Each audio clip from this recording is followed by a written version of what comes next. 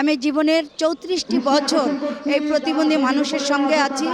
আমার নিজ জেলা মাদারীপুরে, সেখানে আমার 4টি প্রতিবন্ধী বিদ্যালয় রয়েছে। আজ 17ই মার্চ সর্বকালের সর্বশ্রেষ্ঠ বাঙালি, ইতিহাসের মহান নায়ক, জাতির পিতা বঙ্গবন্ধু শেখ মুজিবুর রহমানের জন্মশতবার্ষিকী। এ উপলক্ষে আমরা জাতীয় প্রতিবন্ধী ফোরাম থেকে প্রতিবন্ধী মানুষের অধিকার আদায়ে যে আমরা কাজ করি, জাতীয় প্রতিবন্ধী ফোরাম থেকে আমরা শ্রদ্ধা জানাতে এসেছি, ভালোবাসা জানাতে এসেছি জাতির পিতার প্রতি। কারণ জাতির পিতাই সর্বপ্রথম প্রতিবন্ধী মানুষের অধিকারের কথা মহান সংবিধানে বলে গেছেন এবং বঙ্গবন্ধু কন্যা মাননীয় প্রধানমন্ত্রী জয়ন্তী শেখ হাসিনা প্রতিবন্ধী মানুষের অধিকার আদায়ে নিরলস কাজ করে যাচ্ছেন আন্তরিকতার সাথে। তার মমতার আঁচলে বেঁধে রেখেছেন সারা বাংলাদেশের সকল প্রতিবন্ধী জনগোষ্ঠীকে।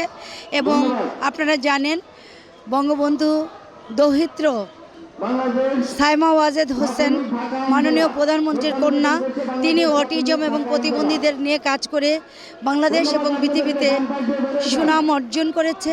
বাংলাদেশের প্রতিবন্ধীরা হয়েছে সম্মানিত। আজকে প্রতিবন্ধীরা সকল ধরনের অধিকার পাচ্ছে। গণপ্রজাতন্ত্রী বাংলাদেশ সরকার দুটো আইন করেছে, প্রতিবন্ধী ব্যক্তির অধিকার ও সুরক্ষা আইন 2013 এবং নিউরো ডেভেলপমেন্টাল সুরক্ষা ট্রাস্ট আইন 2013 এবং একটি জাতীয় কর্ম পরিকল্পনা সরকার সমাজ কল্যাণ মন্ত্রণালয় থেকে পাশ করেছে। এই আইন দুটি এবং জাতীয় কর্ম পরিকল্পনা আমরা জাতীয় প্রতিবন্ধী ফোরাম থেকে খসড়া করে সরকারকে দিয়ে আমরা এই কাজে সহায়তা করেছি।